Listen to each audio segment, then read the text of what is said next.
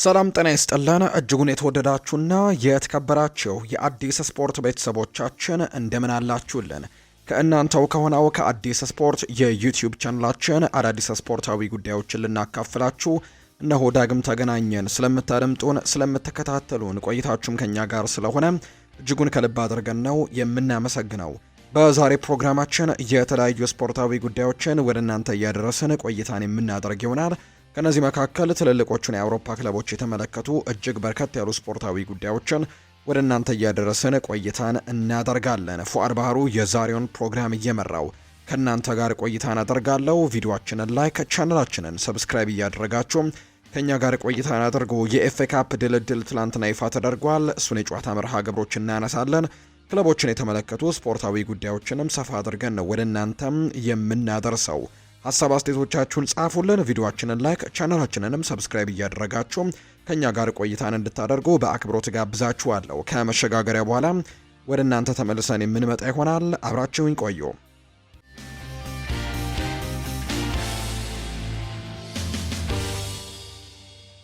የሀገር ውስጥ መረጃን በማስቀደም ነው የዛሬ ፕሮግራማችንን የምንጀምረው። በኢትዮጵያ ፕሪሚየር ሊግ 23ኛ መርሃ ግብር 23ኛ ሳምንት መርሃ ግብር ትላንትና የተደረጉ ጨዋታዎች ያሉ። ከነዚህ መካከል አንደኛው ፋሲል ከነማን ከሽረ ምድረገነት ጋር ያገናኘው ጨዋታ እንዲሁ የመጀመሪያው ነው።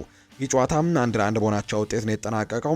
ፋሲል ከነማዎች በበረከት ግዛው ግብ ቀዳሚ ሆኖ የነበረ ቢሆንም ነገር ግን ዳንኤል ዳርጋ በመጨረሻዎቹ ደቂቃዎች ላይ ባስቆጠረው ጎል አቻ ሆነው አጠናቀዋል። ሽረ ምድረገነቶች በመጨረሻው ደቂቃ ላይ ባገኙት ጎል።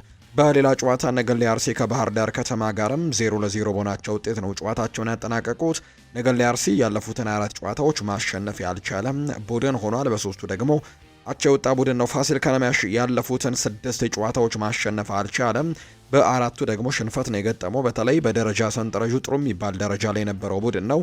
ነገር ግን ባለፉት ሳምንታት በተከታታይ በጠላቸው ነጥቦች ግን ወደ ኋላ እየተንሸራተተ መጥቷል ደረጃው።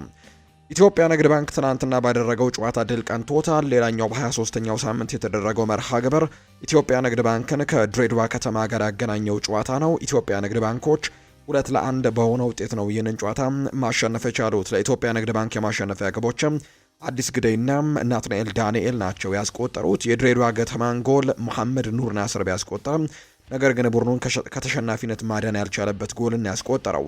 በሌላ ጨዋታ የአምናው ሻምፒዮን ኢትዮጵያ መድን ከሀዲያ ሆሳዕና ጋር ያደረጉትን ጨዋታ 1-1 በሆናቸው ውጤት አጠናቀዋል። የሀዲያ ሆሳዕናን ግብ ደግሞ ታሪኩ ጸደቀ ሲያስቆጠር፣ አማኑኤል ኤርቦ ኢትዮጵያ መድንን አቻ ያደረገ ጎል ያስቆጠረበት አጋጣሚ ነው የተመለከት ነው። በዚህም በደረጃ ሰንጠረዡ ላይ ስንመለከት ነገሌ አርሲ 38 ነጥቦችን ሰብስቦ ሁለተኛ ነው። ፋሲል ከነማ በ34 ነጥቦች 6ኛ ደረጃ ላይ ተቀምጧል። ባህር ዳር ከተማ በ28 ነጥብ 9ኛ ደረጃ ላይ የተቀመጠ ቡድን ነው። የአምናው ሻምፒዮን የሆነ ኢትዮጵያ መድን በ25 ነጥቦች ዘንድሮ 16ኛ ደረጃ ላይ ተቀምጧል። እንዲሁ የካቻምናው አሸናፊ ከኢትዮጵያ መድን በፊት ደግሞ ሻምፒዮን የነበረው ኢትዮጵያ ንግድ ባንክ ነው። በ27 ነጥቦች 13ኛ ነው የተቀመጠው። ሀዲያ ሆሳዕና 29 ነጥቦችን ሰብስቦ 9ኛ ደረጃ ላይ የተቀመጠበትን ውጤት ነው ያስመዘገቡት በኢትዮጵያ ፕሪሚየር ሊግ 23ኛ ሳምንት መርሃ ግብሮች። ወደ ውጭ ሀገር ስፖርታዊ መረጃዎቻችን በቀጥታ እናምራ። የኤፍኤ ካፕ 5ኛ ዙር ጨዋታዎች በዚህ ሳምንት ቀጥለው ሲደረጉ እንደነበር እናስታውሳለን። ዕለት አርብ ላይ ሊቨርፑል ወልቭስን ባሸነፈበት ጨዋታ የጀመረው ይኸው የኤፍኤ ካፕ 5ኛ ዙር ጨዋታ እስከ ትላንትና ምሽት ቀጥሎ ነበር። ትላንትና ምሽት በተደረገ የእንግሊዝ የኤፍኤ ካፕ መርሃ ግብር ዌስትሃም ዩናይትድ እና ብሬንትፈርድ ነበሩ ጨዋታቸውን እያደረጉት። በጣም ተጠባቂ የሚባል ጨዋታ ነበር የትላንትናው ጨዋታ። የመጨረሻውም ኃላፊ የሚታወቅበት ጨዋታ ይሆናል ተብሎ ተጠብቆ ነበር ይህ መርሃ ግብር። በአጠቃላይ ጨዋታውን ግን ዌስትሃም ዩናይትዶች እንዲሁ ከብሬንትፈርድ ጋር ያደረጉት መርሃ ግብር በመደበኛው 90 ደቂቃ የተጠናቀቀው 2-2 በሆናቸው ውጤት እንደነበር ተመልክተናል። ተጨማሪ 30 ደቂቃዎችን ቢጨመር እነዚህ ሁለት ቡድኖች ግቦችን ማስቆጠር ባለመቻላቸው በቀጥታ ወደ ፍጹም ቅጣት ምት ነበር ያመሩት። ዣሮድ ቦን 19ኛው ደቂቃና 34ኛው ደቂቃ ላይ ለዌስትሃም ዩናይትድ ጎል አስቆጠረ። ኢጎር ቲያጎ እንዲሁ 28ኛው ደቂቃና 81ኛው ደቂቃ ላይ ለብሬንትፈርድ ጎል አስቆጠረው። እነዚህ ቡድኖች 2-2 እንዲጠናቀቅም ጨዋታው ያደረጉበትን አጋጣሚ የተመለከትነው። ሁለቱም ተጫዋቾች አንዳንድ ጎሎቻቸው የተመዘገቡት በፍጹም ቅጣት ምት ነው። ከዛ ውጪ ግን ሁለቱም ተጫዋቾች 2 ጎሎችን አስቆጥረው የወጡበት አጋጣሚ ነው የተመለከትነው። በአጠቃላይ በጨዋታው ላይ ዌስትሃም ዩናይትድ እና ብሬንትፈርድ 2-2 መደበኛውን የጨዋታ ክፍለ ጊዜ ቢያጠናቅቁም ተጨማሪ 30 ደቂቃውንም በተመሳሳይ በዛው ውጤት ቢያጠናቅቁም በተሰጣቸው የመለያ ምት ግን 5-3 በሆነ ውጤት ዌስትሃም ዩናይትድ በማሸነፉ ወደ ቀጣዩ ዙር ማለፉን ያረጋገጠ ቡድን ሆኗል። በብሬንትፈርድ በኩል ኦታራ ፓኒንካ ሲሞክር ስለተያዘበት ነው ኳሱ እንግዲህ በዛም ምክንያት በፔናልቲ ተሸንፈው ከውድድር ውጭ ሆነዋል ብሬንትፈርዶች። በአንጻሩ ዌስትሃም ዩናይትድ ወደ ሩብ ፍጻሜው መቀላቀላቸውን ያረጋገጡ ቡድን መሆናቸው ነው የተረጋገጠው በትላንትናው ጨዋታ ላይ። ስለዚህ ዌስትሃም ዩናይትድ ሩብ ፍጻሜን የተቀላቀለ ቡድን ሆኗል። በዚህም የሩብ ፍጻሜ ድልድሎች ደግሞ ይፋ ተደርገዋል። በእንግሊዝ ኤፍኤ ካፕ የሩብ ፍጻሜ ተጋጣሚዎች የእጣ ድልድላቸው በቀጣይ የሚያደርጉት የሩብ ፍጻሜ ተጋጣሚያቸውን ለይተው አውቀዋል። በዚህ መሰረትም ሳውዝሃምፕተን ከአርሰናል ጋር ጨዋታውን ያደርጋል።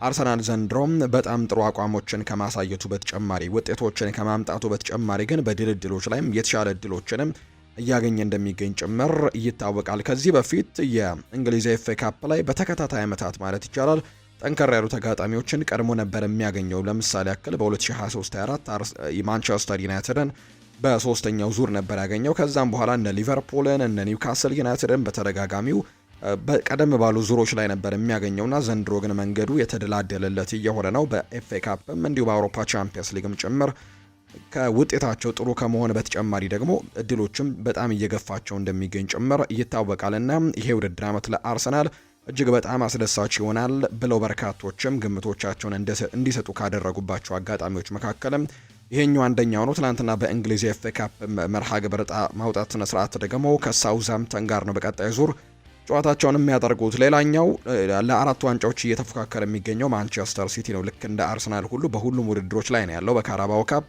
ከአርሰናል ጋር ለፍጻሜ ደርሰዋል። በኤፍኤ ካፕ ሩብ ፍጻሜ ደርሷል። ማንቸስተር ሲቲም አርሰናልም በቻምፒየንስ ሊግ 16ኛው ዙር የጥሎ ማለፍ ውስጥ ይገኛሉ። ሁለቱም ቡድኖች በፕሪሚየር ሊጉም ለዋንጫ እየተናነቁ ነው።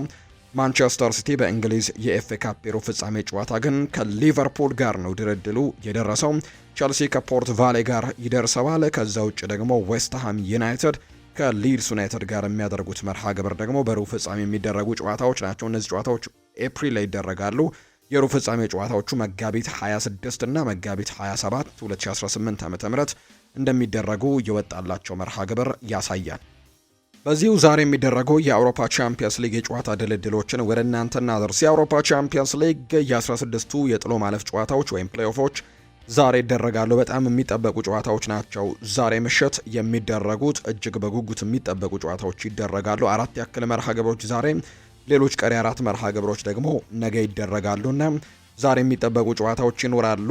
ምሽት 2:45 ሲል ነው የመጀመሪያው ጨዋታ የሚደረገው። ቱርክ ላይ የሚደረገው ጋላታሳራይንና ሊቨርፑልን የሚያገናኘው ጨዋታ ዛሬ በትልቅ ጉጉት ይጠበቃል። በተለይ በምድብ ጨዋታዎች ላይ ጋላታሳራይና ሊቨርፑል ተገናኝተው ጋላታሳራይ አሸንፈው ነበር። ነገር ግን በጥሎ ማለፉ ላይ ደግሞ በድጋሚ ተገናኝተዋልና በርከት ያሉ የጋላታሳራይ ተጫዋቾች ሊቨርፑል ጠንካራ ተጋጣሚ እንደሆነና እሱ እንዳይደርሳቸው ወይም ሊቨርፑል እንዳይደርሳቸው ትልቅ ፍላጎት እንዳላቸው ሲገልጹ እንደነበር እናስታውሳለን። በእጣ ድልድሉ ግን ሊቨርፑል የደረሳቸው ከነዚህ መካከል ቪክተር ኦሲሜን የሰጠውን ሀሳብ እናስታውሳለን። ዛሬ ምሽት 2:45 ሲል እነዚህ ሁለት ቡድኖች ጨዋታቸውን ያደርጋሉ። 53798 ደጋፊዎችን በሚይዘው ኢስታንቡል ላይ በሚገኘው ራምስ ፓርክ ይህ ጨዋታ እንደሚደረግ ነው የወጣው መርሃ ግብር የሚያሳየው። በምድብ ውስጥ በተገናኙበት ጨዋታ ጋላታሳራይ ሊቨርፑልን 1-0 በሆነ ውጤት አሸንፎ እንደነበር እናስታውሳለን። ከዛ በፊት እነዚህ ሁለት ቡድኖች በውድድሮች ላይ የተገናኙት 2011 ላይ ነበር ለመጨረሻ ጊዜ በዚህ ውድድር ዓመት ከመገናኘታቸው በፊት። ያኔ ጋላታሳራይ 3-0 አሸንፎ ነበር። እንዲሁ 2006 ላይም ተገናኝተው ጋላታሳራይ 3-2 አሸንፈዋል። ስለዚህ ያለፉት 3 የእርስ በርስ ግንኙነቶቻቸውን ያሸነፈው ጋላታሳራይ ነው፣ ሶስቱንም ጨዋታዎች ማለት ነውና የዛሬው ጨዋታ እንዲጠበቅ ያደርገዋል ተብሎ ይታሰባል። በሊቨርፑል በኩል አሊሰን ቤከር በዛሬው ጨዋታ ላይ እንደማይኖር ተረጋግጧል። ለረጅም ጊዜ ጉዳት ላይ የሚገኙት ስቴቨን ባጄቲች፣ ኮነር ብራድላይ በዛሬው ጨዋታ ላይ የሉም። እነ ዋተሮ ኤንዶ እና አሌክዛንደር ኢሳክ ጭምር በዛሬው ጨዋታ ላይ አይኖሩም። ከዛ ውጪ ፌዴሪኮ ኪየዛም በህመም ምክንያት በዛሬው ጨዋታ ላይ እንደማይኖር የተረጋገጠ ተጫዋች እንደሆነ ነው በሊቨርፑል በኩል እየተገለጸ የሚገኘው። በኋላ ላይ ከጨዋታው ጋር አያይዘን የሁለቱ ቡድኖች አሰልጣኞች የሰጡት ሀሳብ አለ። እንዲሁ አሌክሲ ማካሊስተርም ሰፋ ያለ ቆይታን አድርጓል። እነሱን ጉዳዮች እናነሳለን። ይህ ጨዋታ ምሽት 2:45 ሲል ቀድሞ የሚደረግ መርሃ ግብር ነው። ሌሎች ጨዋታዎች ልክ ምሽት 5 ሰዓት ሲል ይደረጋሉ። ለምሳሌ ያክል አታላንታና ባየር ሚኒክ ቤርጋሞ ላይ ጣሊያን ላይ የሚያደርጉት መርሃ ግብር ምሽት 5 ሰዓት ላይ ከሚደረጉ ጨዋታዎች መካከል የሚጠበቀው ነው። ዛሬ ጣሊያን ላይ ይደረጋል። ይህ ጨዋታ ባየር ሚኒክ ጠንካራ ቡድን መሆኑን አሳይቷል። በዚህ የውድድር ዓመት በአውሮፓ ቻምፒየንስ ሊግም በሊጉም ቢሆን በተለይ በአውሮፓ ቻምፒየንስ ሊግ በአርሰናል ብቻ ነው ሽንፈት የገጠመው። ከዛ ውጭ ያሉትን መርሃ ግብሮች በሙሉ ድል ያደረገ ቡድን እንደነበረ እናስታውሳለን። ዛሬ ደግሞ ከጣሊያኑ ቡድን ጋር ጨዋታውን ያደርጋል። ሌላኛው ምሽት 5 ሰዓት ላይ የሚደረገው በኤርዋንዳ ሜትሮፖሊታኖ አሬና አትሌቲኮ ማድሪድ እና ቶትንሃም የሚያደርጉት ጨዋታ ዛሬ ከሚጠበቁ መርሃ ግብሮች መካከል ሌላኛው ተጠባቂው ጨዋታ ነው። እንዲሁ ደግሞ ኒውካስል ዩናይትድ በሴንት ጄምስስ ፓርክ ከባርሰሎና ጋር የሚያደርጉት ጨዋታም ዛሬ ከሚጠበቁ መርሃ ግብሮች መካከል አንደኛው ነው። ይህ ጨዋታ በተለይ ትልቅ ፉክክር ይታይበታል ተብሎ ይታሰባል። ኒውካስል ዩናይትድ በሜዳውና በደጋፊው ፊት ባለፉት ጥቂት ጨዋታዎች ምንም እንኳን አንዳንድ መጠነኛ ሽንፈቶች ቢገጥማቸውም የዛሬውን ጨዋታ ግን በምን አይነት መልኩ ያደርጉታል የሚለው ጉዳይ በጣም በጉጉት እንዲጠበቅ አድርጎታል። የባርሴሎና አሰልጣኝ ሃንስ ፍሊክ ፕሪሚየር ሊጉ በጣም ግዙፍ ገንዘብ ያላቸው ቡድኖች ያሉት ሲልም ጭምር ነው የተናገረው። የባርሴሎና ዋና አሰልጣኝ ሃንስ ፍሊክ ዛሬ በሴንት ጄምስስ ፓርክ ትልቅ ድባብ እንደሚጠብቃቸው ነው የተናገሩት። ዛሬ የሚጠብቁት ከምርጡ ድባብ ጋር ነው ያሉት ሃንስ ፍሊክ የምንገጥመው ጥሩ እግር ኳስ የሚጫወት ቡድን ነው ብለዋል። ስለ ፕሪሚየር ሊጉ ያነሱት ሃንስ ፍሊክ ፕሪሚየር ሊግ የዓለማችን ምርጡ ሊግ ነው፣ በርካታ ገንዘብ ያላቸው ክለቦችም እዚህ ነው ያሉት ሲልም ጭምር ነው የተደመጠው። የባርሴሎናው ግብ ጠባቂ ዮሃን ጋርሲያ በበኩሉ በፕሪሚየር ሊግና በላሊጋ መካከል ትልቅ ልዩነት ያለ አይመስለኝም፣ ሰዎች ግን የተለየ ነገርን ነው የሚያወሩት ሲልም ጭምር ነው የተናገረው። ነገር ግን በሁለቱ ሊጎች መካከል ግን የተለየ ነገር ይኖራል ብዬ አላስብም ሲልም ነው የተናገረው። ሌላኛው ኤዲ ሃው ነው ሀሳቡን የሰጠውም። የቅርብ ታሪካችን ትልቁ ጨዋታ ነው ብለውታል ኤዲ ሃው። የኒውካስል ዩናይትድ ዋና አሰልጣኝ ኤዲ ሃው የዛሬው የባርሴሎና ጨዋታ ትልቁ ጨዋታ ነው ሲሉ ገልጸውታል። በክለቡ የቅርብ ጊዜ ታሪክ ውስጥም ትልቁ ጨዋታ ነው ሲሉ ጭምር ነው አሰልጣኝ ኤዲ ሃው ያነሱት። አክለውም ሲናገሩ በዚህ ዓመት በቻምፒየንስ ሊጉ የተቻለንን ያክል መጓዝ ቅድሚያ የምንሰጠው ጉዳይ ነው ብለውታል።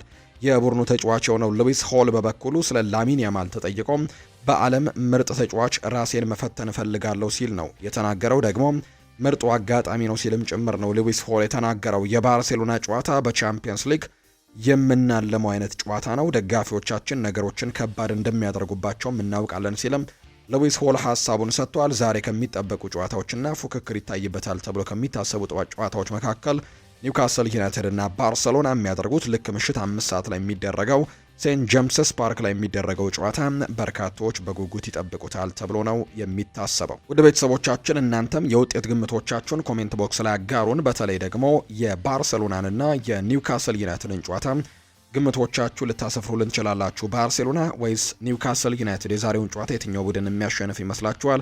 ሀሳቦቻችሁን ኮሜንት ቦክስ ላይ አጋሩን። አርሰናልን የተመለከቱ መረጃዎችን ደግሞ እናንሳ። ዊሊያም ሳሊባ አርሰናል ከባየር ሌቨርኩዘን ጋር ለሚያደርገው ጨዋታ ይደርሳል ተብሎ ይታሰባል። ባለፉት 2 ጨዋታዎች አርሰናል በፕሪሚየር ሊጉ ባደረገው አንድ መርሃ ግብርና ከዛ ውጭ በኤፍኤ ካፕ በነበራቸው መርሃ ግብር ላይ የዊሊያም ሳሊባን ግልጋሎት እንዳላገኘ የምናስታውሰው ነው። ነገር ግን በዚህ ሳምንት በአውሮፓ ቻምፒየንስ ሊግ በሚደረገውና ነገ በሚያደርጉት መርሃ ግብር ላይ ግን ወደ ሜዳ ይመለሳል ተብሎ ይታሰባል። ከባየር ሌቨርኩዘን ጋር በሚደረገው ጨዋታ ላይ አርሰናሎች የዊሊያም ሳሊባን ግልጋሎት በድጋሚ ያገኛሉ ተብሎ ነው የሚጠበቀው። ሌላኛው ከአርሰናል ጋር በተያያዘ የምናነሳው ጉዳይ የሳንድሮ ቶናሊን ጉዳይ ነው። በጣሊያን በጣም ታማኝነት አላቸው ተብሎ ከሚታሰቡ የመረጃ ምንጮች መካከል አንደኛው ዲ ማርቲዮ ነው። ዲ ማርቲዮ እንደሚናገረው ከሆነ ሳንድሮ ቶናሊ በሊጉ የሚቆይ ከሆነና ወደ ሌሎች ሊጎች የማምራት ብዙም ፍላጎት ከሌለው ምናልባት መዳረሻው አርሰናል የመሆን እድል አለው ሲልም ጭምር ነው ዲ ማርቲዮ የሚናገረው። ቶናሊ በሊጉ ከቆየ መዳረሻው አርሰናል የመሆን እድሉ ሰፊ ነው። በፕሪሚየር ሊግ መቆየት ይፈልግ እንደሆነ እርግጠኛ አይደለሁም፣ ምክንያቱም ወደ ጣሊያን መመለስ ያስብ እንደነበር አውቃለሁ። ጣሊያን ይናፍቀው ይመስለኛል፣ ነገር ግን ፕሪሚየር ሊግ ትልቅ ሊግ ነው። ስለዚህ አሁንም ማድረግ የሚፈልገውን መወሰን አለበት። አሁን እሱን መግዛት በሚችል ቡድን ላይ ይወሰናል ሲልም ጭምር ነው የተናገረውና ምናልባት በፕሪሚየር ሊጉ መቆየትን ምርጫው የሚያደርግ ከሆነ ወደ ጣሊያን ሴሪ መመለስን ካልመረጠ ምናልባት አርሰናል መዳረሻው ሊሆን እንደሚችል ገምታለሁ ሲል ነው በጣሊያን ከሚታወቁ የመረጃ ምንጮች መካከል አንደኛው ዲ ማርቲዮ የሚናገረው። ኒውካስልን ለቆ በፕሪሚየር ሊጉ መቆየት ከፈለገ በእርግጠኝነት አርሰናል የመግባት እድል አለው። ነገር ግን ሴሪኤ በጣም ይወዳል። እንደገና በሴሪኤ መጫወት የሚፈልግ ይመስለኛል። በፕሪሚየር ሊግ ቢቆይም ከ2 ወይም ከ3 ዓመታት በላይ ላይሆን ይችላል። በተጨማሪም የጣሊያን ደጋፊዎች ምን ያክል ጥሩ እንደሆነ ማሳየት እንደሚፈልግም አስባለሁ ሲልም ጭምር ነው የተናገረው። የኒውካስል ዩናይትድ የመሃል አማካይ የሆነው ሳንድሮ ቶናሊ በቡድን ውስጥ ስላለው የመሪነት ሚና በተናገረው ንግግር ስለ ወደፊት እቅዱም ደግሞ ፍንጭ ሰጥቷል የሚሉ ደግሞ አንዳንድ የጣሊያን የመረጃ ምንጮች ይፋ ያደርጋሉ። ጣሊያናዊው ኢንተርናሽናል በተለይ ወደ ኒውካስል ዩናይትድ ከኤሲ ሚላን ከመጣ ጀምሮ በኒውካስል ዩናይትድ ቤት ድንቅ ብቃቱን እያሳየ የሚገኝ ተጫዋች ነው። በትልልቅ ክለቦች እይታ ውስጥ መግባቱም የሚጠበቅ አይነት ነው። ምክንያቱም የሚያሳየው ፐርፎርማንስ ያንን የሚያሳይ ነው። አርሰናል በጥር ወር ተጫዋቹን ለማስፈረም ፍላጎት እንዳለው በዛ አትሌቲክ በኩል ተዘግቦ እንደነበር የምናስታውሰው ነው። ሆኖም ግን ቶናሊ በቅርቡ የሰጠው አስተያየት ግን በቀጣይ የውድድር ዓመት በአሰልጣኝ ኤዲ ሃው ስብስብ ውስጥም ቁልፍ መሪ ሆኖ ስለመቀጠል እያሰበ መሆኑን የሚያሳዩ ፍንጮችንም ተመልክተናል ይላሉ አንዳንድ የመረጃ ምንጮች ሲናገሩ። በተለይ በነበረው ቃለ መጠይቅ ላይ ሀሳቡን ሲናገር የመጀመሪያ ቋንቋ ባይሆንም መሪ መሆን ትንሽ ሊከብድ ይችላል፣ ነገር ግን እሞክራለሁ። የተቻለኝን ለማድረግ እጥራለሁ። በሜዳ ላይ ያለውን እያንዳንዱ ተጫዋች ለመርዳት እሞክራለሁ። ይህ ደግሞ ለእኔ ብቻ ሳይሆን ለእያንዳንዱ ተጫዋች የሚገባ ተግባር ይመስለኛል ሲልም ጭምር ነው የተናገረው። ቶናሊ ያክለውም በቡድን ውስጥ 6 ወይም 7 መሪ ተጫዋቾች እንዳሉ ገልጾ በተለይም በመጀመሪያው የውድድር ዘመን እንደ ጃኮብ መርፊ፣ ካሉም ዊልሰን፣ ብሩኖ ጉማሬሽ፣ ጆኤል ሊንተን ያሉ ተጫዋቾችም በከፍተኛ ሁኔታ እንደረዱት አስታውሷል። የንግግሩ ተጫዋቹ አሁንም ትኩረቱ ኒውካስል ላይ መሆኑን ያሳያል ብለው ደግሞ የሚያነሱ አንዳንድ የመረጃ ምንጮች አሉ። ከዲማርሲዮ በተቃራኒ ማለት ነው። ቶናሊ እንደ አርሰናል ባሉ ለዋንጫ በሚፎካከሩ ትልልቅ ክለቦች ውስጥም የመጫወት ብቃት እንዳለው ምንም ጥርጥር የለውም። ኒውካስል ባለፈው የውድድር ዘመን የካራባው ካፕን ሲያሸንፍም በትልቁ ስሙ ሲነሳ የነበረ ተጫዋች ነው። አሁንም ቢሆን ደግሞ በአራት ውስጥ ለመግባት የሚደረገው ትግል ውስጥም ቋሚ መሆን ተስኖታል። ይህ ደግሞ ቶናሊ ወደፊት ሌላ አማራጭ እንዲመለከት ሊያደርገው አላማ አለው የሚሉ አይነት ዘገባዎች ደግሞ ይወጣሉ። ምክንያቱም ይህ ተጫዋች ምናልባት በኒውካስል ዩናይትድ ቤት በሚቀጥለው የውድድር ዓመት የአውሮፓ ቻምፒየንስ ሊግ ተሳትፎን የማግኘት እድሉ ጠባብ የሆነበት አጋጣሚ ነው የሚገኘው። ምክንያቱም ዘንድሮ አራት ውስጥ ገብቶ ለማጠናቀቅ እጅግ በጣም አስቸጋሪ ስለሚሆንባቸው፣ ስለዚህም ቶናሊ ወደፊት ሌላ አማራጭ ሊመለከት ሊያደርገው ይችላል። ይሄ ሀሳብ አርሰናሎች በዚህ የውድድር ዘመን ዴክላን ራይስ እና ማርቲን ዙቤሜንዲን ያለፍትር እየተጠቀሙባቸው በመሆኑ በአማካይ ክፍላቸው ላይ ተጨማሪ ጥልቀት ይፈልጋሉ። ቶናሊ ወደ ኤምሬትስ አምርቶ በቋሚነት የመሰለፍ ዋስትናን የሚያገኝ ከሆነ ዝውውሩ ለሱ ትልቅ ፈተና ሊሆን እንደሚችል ግን በርካቶች ያምናሉ። ነገር ግን ከአርሰናል ውጪ ማንቸስተር ዩናይትድም ጨምሮ ሌሎችም የፕሪሚየር ሊግና የስፓኒሽ ላሊጋም የጣሊያን ሴሪ ክለቦችም የዚህ ተጫዋች አድናቂና ፈላጊ እንደሆኑ በተደጋጋሚ ይገለጻል። ማንቸስተር ዩናይትድ የተመለከቱ መረጃዎችን ደግሞ እናንሳ። ኑሳየር ማዝራዊ ስለ ማይክል ካሪክ እና የአሰልጣኝ ቡድን አባላቱ ጥያቄ ቀርቦለት ምላሹን ሰጥቷል። ከአፍሪካ ዋንጫ ከተመለስኩኝ ጀምሮ ከእነሱ ጋር የነበረኝ ጊዜኑ በጣም ወድጄዋለሁ። በጣም ተግባቢ ናቸው። የሚፈልጉትን ነገር በግልጽ ደግሞ የሚናገሩ ናቸው። በእርግጥ ካሪክ በዚህ ክለብ ውስጥ ትልቅ ታሪክ ስላለው ክለቡን በሚገባ የሚያውቀው አይነት ሰው ነው። ይህም ደግሞ በአሰልጣኝነት ስልቱና በስብሰባዎች ላይም በሚነግረን ቃላትም መለየት ትችላለህ። እስካሁን የነበረን ጊዜም በአጠቃላይ አስደናቂ ነው ሲልም ጭምር ነው የተናገረው። ይህንን ሀሳብ ነው እየሰጠ የሚገኘው ኑሳየር ማዝራዊና በጣም ድንቅ ጊዜን እያሳለፈ ነው ሲልም ጭምር ተናግሯል። ማንቸስተር ዩናይትድ ለቻምፒየንስ ሊግ ባለማለፉ የገጠሙት የፋይናንስ ተግዳሮቶች አሉ። ባለፈው የውድድር ዓመት በውድድሩ ባለመሳተፋቸው ከዩኤፋ ሊገኝ የሚችል የሽልማት ገንዘብን እንዲያጡ ከማድረጉም ባለፈ ግን በእያንዳንዱ የሜዳ ጨዋታዎች ላይ ሊገኙ የሚችሉ ወደ 5 ሚሊዮን ፓውንድ የሚጠጉ ተጨማሪ የስቴዲየም ገቢዎችን ወይም ከደጋፊዎች የሚሰበሰብን ገቢ ማንቸስተር ዩናይትድን አሳጥቶታል ተብሏል። በተጨማሪም በአመት 90 ሚሊዮን ፓውንድ ከሚያስገኘው የአዲዳስ የማሊያ ስፖንሰርሺፕ ስምምነት ላይ የ10 ሚሊዮን ፓውንድም ቅናሽ እንዲደረግባቸው አድርጓል። ምክንያቱም የአውሮፓ ቻምፒየንስ ሊግ ላይ የማይሳተፉ ከሆነ ይሄ እንደሚቀነስ ስምምነት እንዳላቸው ነው የሚነገረው። የተጫዋቾችና የአሰልጣኞች ደሞዝ በ25 በመቶ ይቀንሳል። ይህም ደግሞ ለክለቡ በአመት 78.25 ሚሊዮን ፓውንድም ወጪን ቢቀንስም ያጡትን ገቢ ግን ሙሉ በሙሉ ሊተካም አልቻለም። ማንቸስተር ዩናይትድ በአጠቃላይ 313 ሚሊዮን ፓውንድ የደሞዝ ወጪ ያለበት ሲሆን 422 ሚሊዮን ፓውንድ ደግሞ ያልተከፈለ የዝውውር ዕዳ እንዳለበትም ነው የሚነገረው። ከዚህ ውስጥ ግን 238 ሚሊዮን ፓውንድ እስከሚቀጥለው የውድድር ዘመን መጠናቀቂያ መከፈል ግዴታ ያለበት ነው። በመሆኑም ከ2023/24 የውድድር ዘመን በኋላ የቻምፒየንስ ሊግ ውድድር ላይ እንደገና መሳተፍ ለማንቸስተር ዩናይትድ የፋይናንስ መረጋጋትም በጣም እጅግ ወሳኝ ሊሆን እንደሚችልና በጣም ትልቅ አስተዋጽኦ ሊኖረው እንደሚችል ነው በርካቶች ግምቶቻቸውን እየሰጡ የሚገኙት። ማንቸስተር ዩናይትድ በፕሪሚየር ሊጉ ባደረጓቸው የመጨረሻ 17 ጨዋታዎች ላይ ቢያንስ አንድ ጎል አስቆጥረዋል። የሪከርድም ሰር አሌክሳንደር ቻፕማን ፈርጉሰን ጡረታ ከወጡ ወዲህ ረጅሙ ጎል የማስቆጠር ጉዞ እንደሆነ ተነግሯል። በአጥቂ መስመሩ ላይ ጥሩ መሻሻሎችን ዘንድሮ እየተመለከተን ነው። በፕሪሚየር ሊጉ እንኳን በርከት ያሉ ጎሎችን በማስቆጠር ከሁለቱ አንደኛና ሁለተኛ ደረጃ ላይ ከተቀመጡት ሲቲና እንዲሁ ደግሞ አርሰናልና ሲቲ ቀጥሎ ሶስተኛ ደረጃ ላይ የሚቀመጥ ነው። በሙከራዎች ረገድ በፕሪሚየር ሊጉ ቀዳሚ የሆነ ቡድን ነው ማንቸስተር ዩናይትድ እና በማጥቃት መስመሩ ላይ የተሻሉ ለውጦች እንዳሉ በተደጋጋሚ አሳይተዋል። ዘንድሮ ደግሞ 17 ጨዋታዎች ላይ ቢያንስ አንድ ጎል አስቆጥረዋል እና ይሄም ረጅም ጎል የማስቆጠር ሪከርድ ሆኗል። ከሰር አሌክሳንደር ቻፕማን ፈርጉሰን ማንቸስተር ዩናይትድን ለቀው ከወጡ በኋላ የማንቸስተር ዩናይትድ መልማዮች ቅዳሜ አረቢ ላይፕዚግ እና ኦክስበርግ ያደረጉትን ጨዋታም ሜዳ ላይ ተመልክተውታል። ምክንያታቸው ደግሞ ያን ዲያማንዴ ነው። ይህንን ተጫዋች ለመከታተልም በቦታው ተገኝተው እንደነበር ነው ፋብሪዚዮ ሮማኖ መረጃውን ያጋራው። ስለዚህም የማንቸስተር ዩናይትድ መልማዮች ይህንን ተጫዋች ለማስፈረምም በትልቁ እንቅስቃሴዎችን እያደረጉ እንዳለ ጭምር ነው መረጃዎች የወጡት። ማንቸስተር ዩናይትድ ወደ ሻምፒየንስ ሊግ ካለፈናም ለብሩኖ ፈርናንዴስ ተስፋ ሰጪ ፕሮጀክት ካቀረበለት በክለቡ የመቆየት እድሉ ከፍተኛ እንደሆነ ጭምር የሚያሳዩ መረጃዎች እየወጡ ይገኛሉ። ብሩኖን ለማቆየት ትልቅ እንቅስቃሴዎችን እያደረጉ ይገኛሉ። ቢያንስ ለአንድና ለሁለት ዓመታት በክለቡ እንዲቆይም ተስፋ እንዳደረጉ ነው ፋብሪዚዮ ሮማኖ እየገለጸም የሚገኘው። ሰር አሌክስ ፈርጉሰን መጽሐፍ ሊያወጡ እንደሆነ ይፋ ተደርጓል። የቀድሞ ማንቸስተር ዩናይትድ ታሪካዊ ሽር አሰልጣኝ የሆኑት ሰር አሌክሳንደር ቻፕማን ፈርጉሰን ጥቅምት ላይ አዲስ መጽሐፍ ለንባብ ሊያበቁ መሆኑን ነው ይፋ የተደረገው። ሰር አሌክስ ፈርጉሰን አዲሱ መጽሐፋቸውን የያዘው ትልቅ ቦታ ስለሚሰጧቸው የተመረጡ 21 ጨዋታዎች መሆኑን የተናገሩት በመጽሐፉ ከዚህ በፊት ያልታዩ ምስሎችንና ማስታወሻዎችም ከግል ማህደራቸው ወጥተው እንደሚካተቱ ነው የተናገረው። ሰር አሌክስ ፈርጉሰን በሰጡት ቃልም ለዚህ መጽሐፍ ለእኔ ትልቅ ትርጉም ያላቸው 21 ጨዋታዎችን መርጫለሁ ብለዋል። አክለውም የጨዋታ ምርጫዬ ትንሽ ሊያስገርማችሁ ይችላል፣ ምክንያቱም መነጋገሪያ የነበሩትና በቀላሉ የምናስታውሳቸው አይደሉም ሲሉም ነው የጠቀሱት።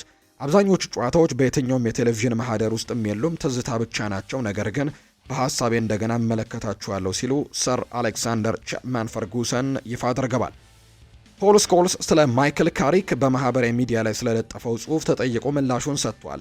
በርካቶች ትችቶቻቸውን እንደሰነዘሩበት ፖል ስኮልስ ላይ እናስታውሳለን። በተለይ ማይክል ካሪክን በተመለከተም በኢንስታግራም አካውንቱ ላይ የፖስተውን ሀሳብ በተመለከተ በርካቶች ተችተውታል። ከፖል ስኮልስ የወጣ ነው ብለው ለማመን ጭምር የከበዳቸው ሰዎች እንዳሉ ጭምር የምናስታውሰው ጉዳይ ነውና ፖል ስኮልስ ሲናገር በምንም መልኩ ቢሆን ማይክል ካሪክን ለመንካት አልፈለኩም ነበር። እሱ በእግር ኳስ ውስጥ ከምታገኛቸው በጣም ጥሩ ሰዎች አንደኛው ነው። እሱ ሰዎችን ላስቀይም ባስብ እንኳን መጨረሻ ላይ የማስቀምጠው ሰው ነው እንጂ ማስቀይመው ሰው እንኳን አይደለም። ለማንኛውም መልእክት ልኬለታለሁ፣ በቀጥታ አነጋግሬዋለሁ። ስማ አንተን ላስቀይም ያስቤ አላውቅም አልኩት። እሱም በትንሹም ቢሆን ቅር እንደተሰኘ መልሶልኛል። ሰዎች ቃላቶቼን ያዛቡትና እንዳያሰብኩት ያልተረዱት ይመስለኛል። ለማለት የፈለግኩት ነገር ቢኖር በኔ እይታ ባለፉት 4 ጨዋታዎች ቡድኑ ያንን ያክል ደግሞ ጥሩ ባይጫወትም የሚፈልገውን ውጤት ማግኘት ችሏል የሚለውን ነው። በዓለም ላይ ታላቁ አሰልጣኝ ነበረን። እሳቸውም አንዳንድ ጊዜ እድል የግድ እንደሚያስፈልግ ይነግሩን ነበር። ከጨዋታ ውጭም ቢሆን በቀይ ካርድና በሌሎችም ያልተጠበቁ የጨዋታ ውስጥ ሁኔታዎችም ሲፈጠሩ አንዳንድ ጊዜ ትንሽ እድል ያስፈልጋል። ለማለት የፈለግኩት ይህንን ብቻ ነው ሲልም ጭምር ነው ፖል ስኮልስ ሐሳቡን የተናገረው። ማንቸስተር ዩናይትድ በሜሰን ማውንት የወደፊት ቆይታ ላይ ውሳኔን ሰጥቷል። ማንቸስተር ዩናይትድ ከሌሎች የፕሪሚየር ሊግ ክለቦች ፍላጎት ቢቀርብበትም ሜሰን ማውንት በዚህ ክረምት ላለመሸጥ መወሰኑን መረጃዎች ያሳያሉ። እንደ ፉትቦል ኢንሳይደር ዘገባ ከሆነ ምንም እንኳን ተጫዋቹ ከአስተን ቪላ ከፉላም ጋር ስሙ ቢያያዝም የኦልትራፎርድ አመራሮች ግን ለተጫዋቹ ያላቸው ድጋፍን ለመቀጠል ነው የወሰኑት። ማውንት በ2023 በ55 ሚሊዮን ፓውንድ ከቼልሲ ከተዘዋወረ ጀምሮ በጉዳትና በብቃት መዋዠቅ ምክንያት በዩናይትድ ቤት አስቸጋሪ ጊዜያትን ያሳለፈው ሜሰን ማውንት ቼልሲ የቻምፒየንስ ሊግ ዋንጫን ሲያነሳ ከነበሩት ቁልፍ ተጫዋቾች አንደኛው በመሆኑ ወደ ማንቸስተር ዩናይትድ ሲመጣ ትልቅ ተስፋ ተጥሎበት ነበር። ይሁን እንጂ በተደጋጋሚ የሚያጋጥሙት ጉዳቶች ግን እድገቱን ገድበውበታል። በተለይም በ2025-26 የውድድር ዘመን ማውንት ሙሉ የአካል ብቃት ላይ ለመገኘት ሲታገል ቆይቷል። ይህም በጊዜያዊ አሰልጣኙ ማይክል ካሪክ ስርም በታክቲክ ለውጦች ውስጥም የራሱን ቦታ ለማግኘትም እንዲቸገር አድርገውታል። ሆኖም ግን የክለቡ አሰልጣኞች ተጫዋቹ በተለያዩ ቦታዎች ላይ በአጥቂ አማካኝነት በክንፍ ወይም በጥልቅ የመከላከልም የመጫወት ብቃቱን ግን አሁንም ያደንቁለታል። ስለ ማውንት ከክለቡ መልቀቅም የሚወሩ ወሬዎች የናሩት አስተን ቪላ እና ፉልሃም ሁኔታውን መከታተል ከጀመሩ በኋላ ነው። አስተን ቪላ በተለይ አሰልጣኝ ኡናይ ኤምሪ ብቃታቸው የቀነሰ ተጫዋቾችን መልሶ በማንቃትም የሚታወቁ በመሆናቸው ማውንት ለታክቲክ ስርዓታቸው እንደሚመጥንም ያምናሉ። ፉልሃም ማርኮ ሲልቫ በአማካይ ክፍላቸው ላይ ልምድና ፈጠራንም ለመጨመር ማውንትን እንደ አማራጭ ይመለከቱታል። ምንም እንኳን እነዚህ ክለቦችም ፍላጎት ቢያሳዩም ማንቸስተር ዩናይትድ ግን ይህንን የ27 ዓመት ተጫዋች ወደፊት ለቡድኑ ትልቅ አስተዋጽኦ ሊያደርግ እንደሚችል በማመን ነው በክለቡ እንዲቆይም ውሳኔ እንዳሳለፉ ጭምር የሚነገረው። ሊቨርፑልን የተመለከቱ መረጃዎችን ደግሞ ወደ እናንተ እናደርስ። አሊሰን ቤከር ከጋላታሳራይ ጨዋታ ውጪ መሆኑ ይፋ ተደርጓል። የሊቨርፑል ግብ ጠባቂ አሊሰን ቤከር ወደ ቱርክ ከተጓዘው የቡድን ስብስብ ውስጥ እንዳልተካተተ ነው ይፋ የተደረገው። ብራዚላዊው ግብ ጠባቂ አሊሰን ቤከር ከጨዋታ ውጭ የሆነው ከአካል ብቃት ዝግጁነት ጋር በተያያዘ መሆኑን ነው መረጃዎች ይፋ ያደረጉት። በጨዋታው ጆርጅ ማማርዳሽቪሊ በቋሚነት ተሰልፎ ለሊቨርፑል ግልጋሎት እንደሚሰጥ ነው ይፋ የተደረገው። በሌላ በኩል የፊት መስመር አጥቂው ፌዴሪኮ ኪየዛም ከቡድን ስብስብ ውጭ መደረጉ ጭምር ይፋ ተደርጓል። ሊቨርፑልን ማሰናበት እንችላለን ብሏል ኦካን ቡራክ ነው ይህንን ሀሳብ የሰጠው። የጋላት ሰራዊ አሰልጣኝ የሆኑት ኦካን ቡራክ ከዛሬው የሊቨርፑል የቻምፒየንስ ሊግ ጨዋታ በፊትም አስቴታቸውን ተጠይቀው ትላንትና ሰጥተዋል። አሰልጣኙ ሲናገሩ ዩቬንቱስን እንዳሰናበት ነው ሊቨርፑልንም ማሰናበት አያቅተንም እንችላለን ሲሉ ጭምር ነው የተናገሩት። አክለውም እነሱ በቆመ ኳስ ጠንካራ ናቸው ያሉ ሲሆን ነገር ግን በመልሶ ማጥቃት ግብ ይቆጠርባቸዋል፣ ያንን ደግሞ እኛ እንጠቀምበታለን ሲሉ ነው ኦካን ቡራክ የተናገሩት። የጋላት ሰራይ ደጋፊዎች በአንፊልድ እንዳይገኙ ስለመታገዳቸው የጠየቁት አሰልጣኙ ውሳኔው ኢፍትሐዊ ሲሉ ገልጸውታል። ይግባኝ ጠይቀናል፣ ምላሹንም እናውቃለን ሲሉም የአውሮፓ እግር ኳስ ማህበርን ጭምር ማነጋገራቸውን የተናገሩት። ነገር ግን ሊቨርፑልን ማሸነፍ ግን እንችላለን ሲሉ ነው ኦካን ቡራክ ሀሳባቸውን እየሰጡ እንደሚገኝ ዘገባዎች እየወጡ የሚገኙት። ሌላኛው በሊቨርፑል በኩልም በርከት ያሉ ሀሳቦች ተነስተዋል። ከነዚህ መካከል አሰልጣኝ አርነ ስሎት እንዲሁ ደግሞ አሌክሲ ማካሊስተር በርከት ያሉ ጉዳዮችን ነው የተናገሩት። ለምሳሌ ያክል አሌክሲ ማካሊስተር ሀሳቡን ሲናገር ከጋላት ሰራይ አንድ ተጫዋች መምረጥ ካለብኝ ሉካስ ቶሬራን መርጣለሁ።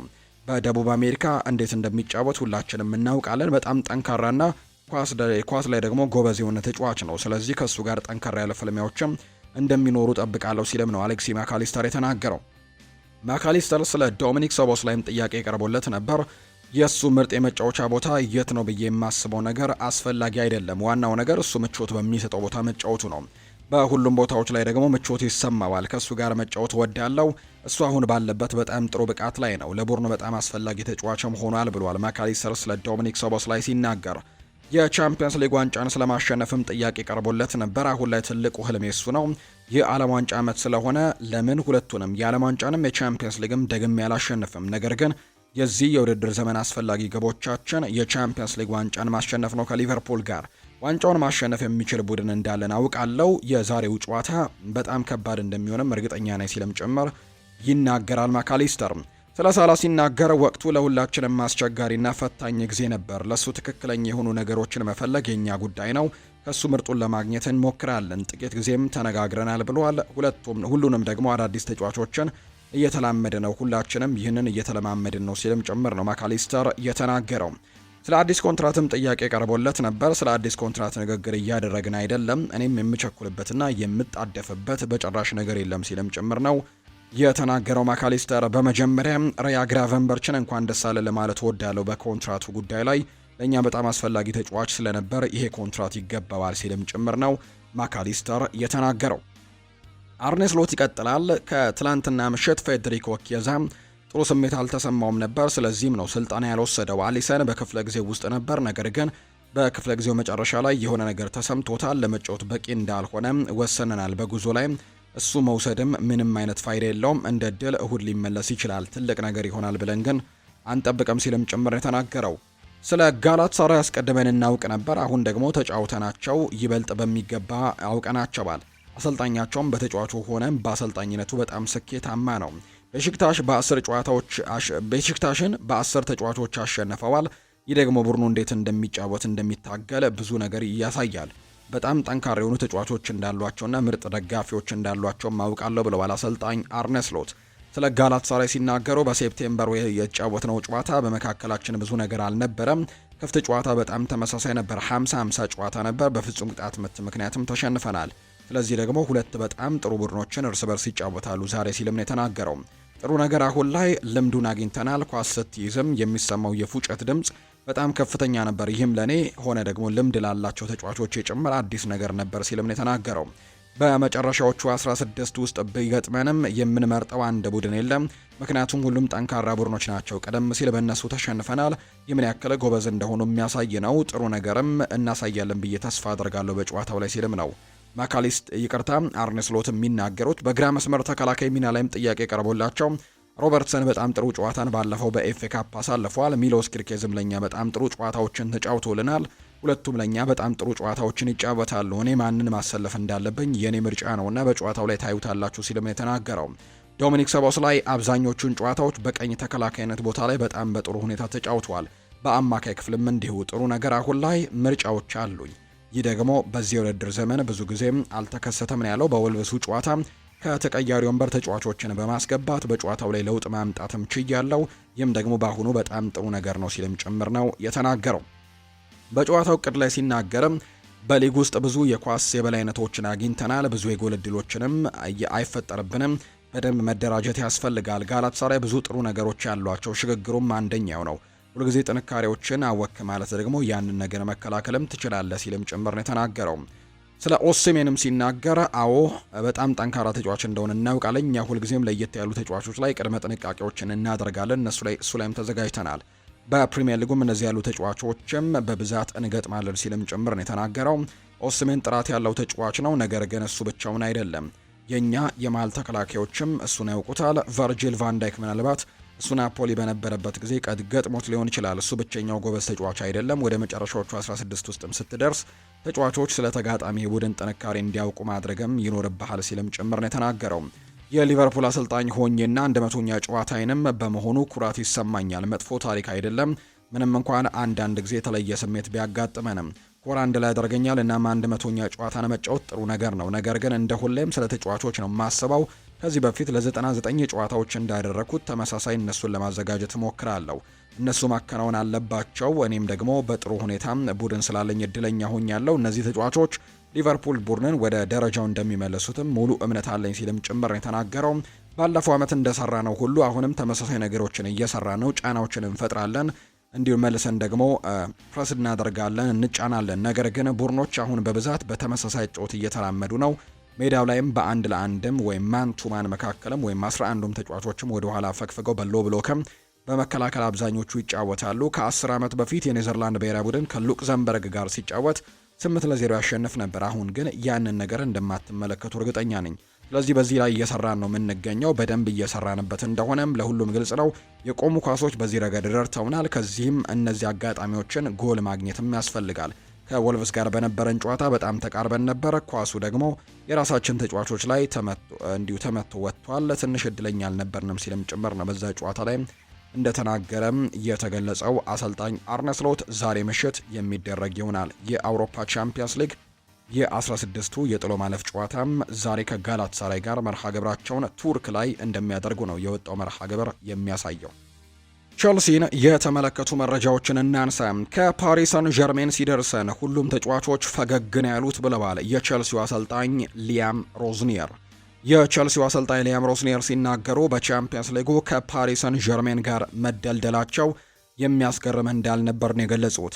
ከቸልሲ ጋር መደልደል የሚያስገርም አልነበረም፣ ሁሉም ተጫዋቾች ሲያዩት ፈገግን ያሉት ሲሉ ነው አሰልጣኝ ሊያም ሮዝኒየር የሚናገሩት። ኤንዞ ፈርናንዴዝ በበኩሉም ከቸልሲ ጋር የአውሮፓ ቻምፒየንስ ሊግ ዋንጫን ማሸነፍም ህልሙ እንደሆነ ጭምር ነው የተናገረውና በተለይ እነዚህ ሁለት ብሮች ፓሪስ ሰን ዠርሜን እና ቸልሲ በክረምት በተደረገው የዓለም ክለቦች ዋንጫ ላይ እርስ በርስ መገናኘታቸውን እናስታውሳለን እና በዛ ጨዋታ ላይ ቸልሲም በተለይ ኮል ፓልመር ኮከብ ሆኖ ያመሸበት ጨዋታ እንደነበር እናስታውሳለን። ያንን ጨዋታ ለመድገም ቸልሲዎች እንደሚተጉ ነው እየተናገሩ የሚገኙ። ስለዚህ በዚህ ዙር በሚደረገው ጨዋታ ላይ በትልቁ ይህንን ጨዋታ ለማሸነፍ እንሞክራለን።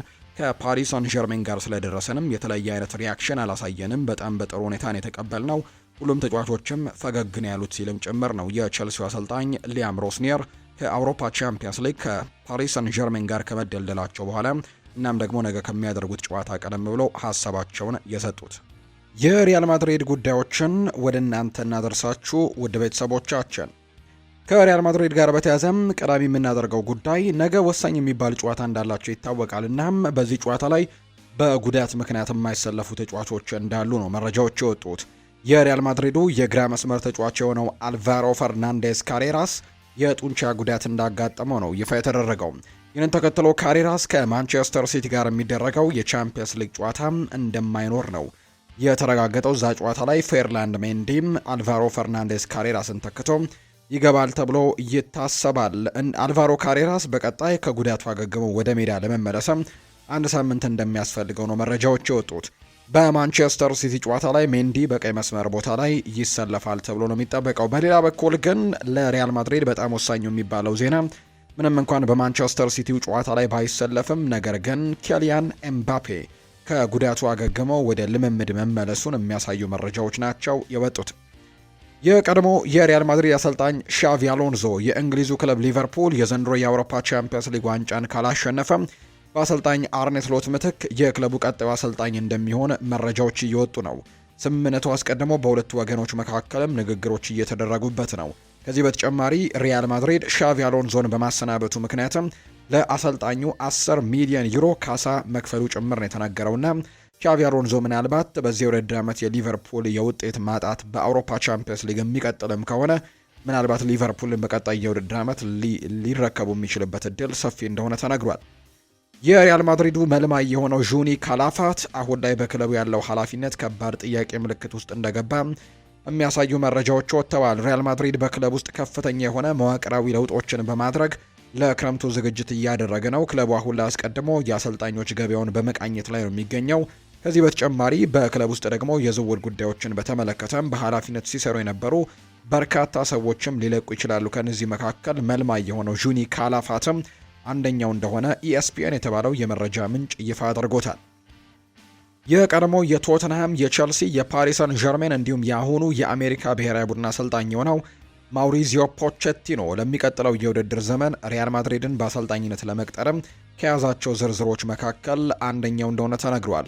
ከዚህ በተጨማሪም የክለቡ ፕሬዝዳንት ፍሎሬንቲኖ ፔሬስ የአርጀንቲናው አሰልጣኝ ትልቅ አድናቂ ናቸው ተብሎ እየተነገረ ነው። ስለዚህም ሪያል ማድሪድ ከያዛቸው የአሰልጣኝ ዝርዝሮች መካከል አንደኛው ማውሪዚዮ ፖቼቲኖ እንደሆነ ይፋ ተደርጓል።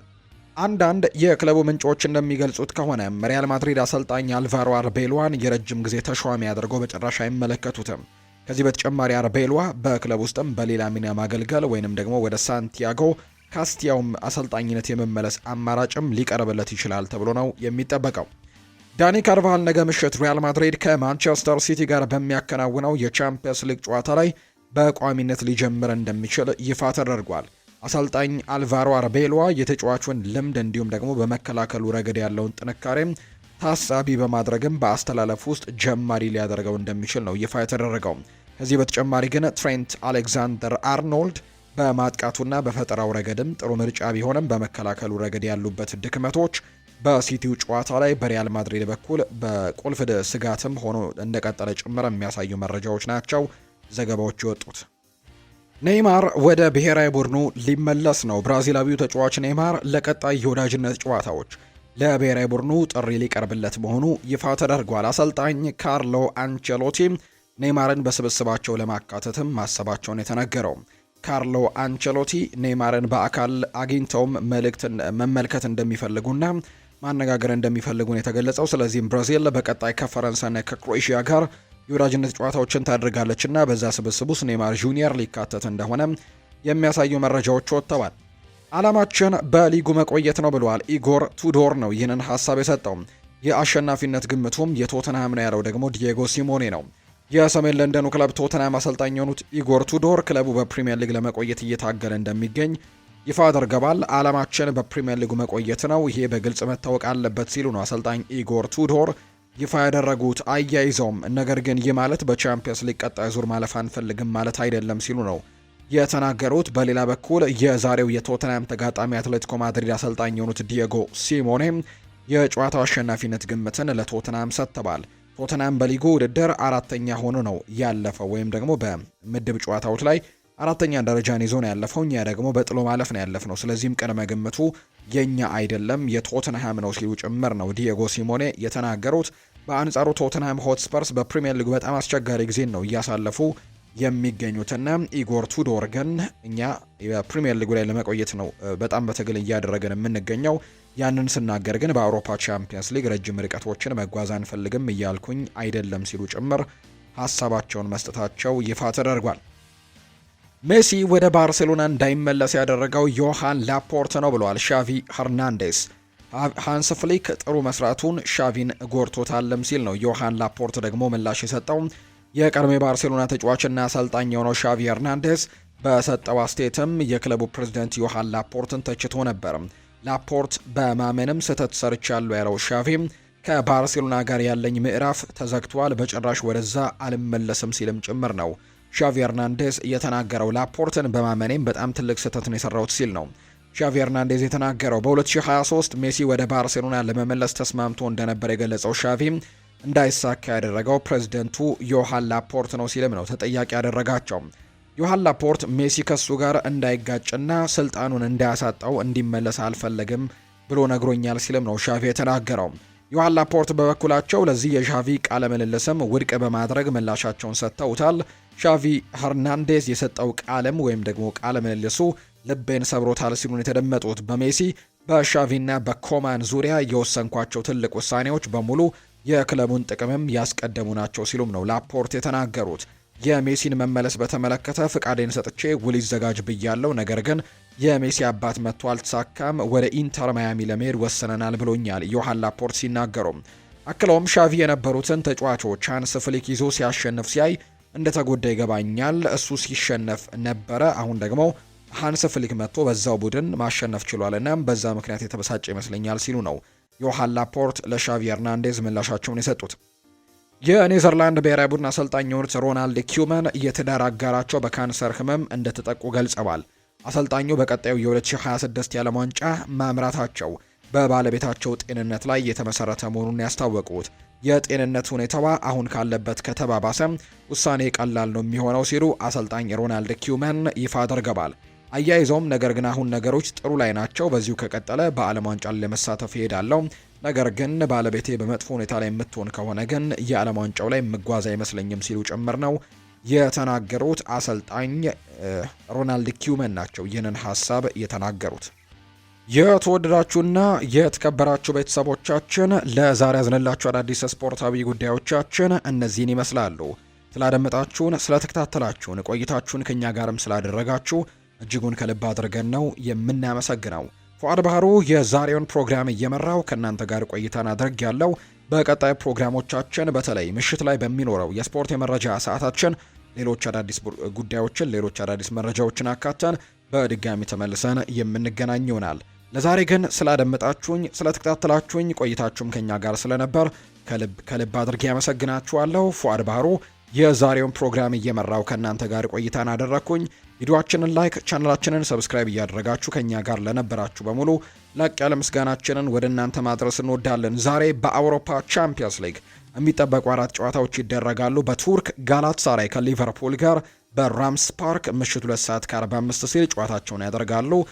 ሌላኛው ደግሞ ልክ ምሽት 5 ሰዓት ሲል አታላንታ በጣሊያን በሜዳው ቤርጋሞ የጀርመኑን ክለብና የጀርመን ቡንደስሊጋውን መሪ ባየር ሚኒክን የሚገጥምበት ጨዋታ ምሽት 5 ሰዓት ላይ ይደረጋል። በስፔን ኤር ዋንዳ ሜትሮፖሊታኖ አሬና አትሌቲኮ ማድሪድ እና ቶተንሃም የሚያደርጉት ጨዋታ እንዲሁ ልክ ምሽት 5 ሰዓት ሲል የሚጠበቅ ነው። እንግሊዝ ላይ የእንግሊዙ ክለብ ኒውካስል ዩናይትድ በሜዳውና በደጋፊው ፊት በሴንት ጄምስስ ፓርክ የስፔኑን ክለብ ባርሴሎናን የሚያስተናግድበት ጨዋታም ልክ ምሽት 5 ሰዓት ሲል የሚደረጉ ጨዋታዎች ናቸው። የእነዚህን የጨዋታ ውጤት ግምቶቻችሁን ኮሜንት ቦክስ ላይ ያጋራችሁን እንዲሁ እንድትቆዩ በአክብሮት ጋብዛለሁ። ለዛሬ ግን የያዝነው ፕሮግራም እዚህ ጋር ያበቃል። አብራችሁኝ ስለነበራችሁ ከልብ አድርጌ ያመሰግናለሁ። ፉአድ ባሩ የዛሬውን ፕሮግራም እየመራው ከእናንተ ጋር ቆይታን አደረግኩኝ። መልካም ጊዜ፣ መልካም ቀን እንዲሆንላችሁም ነው በአክብሮት የምመኘው።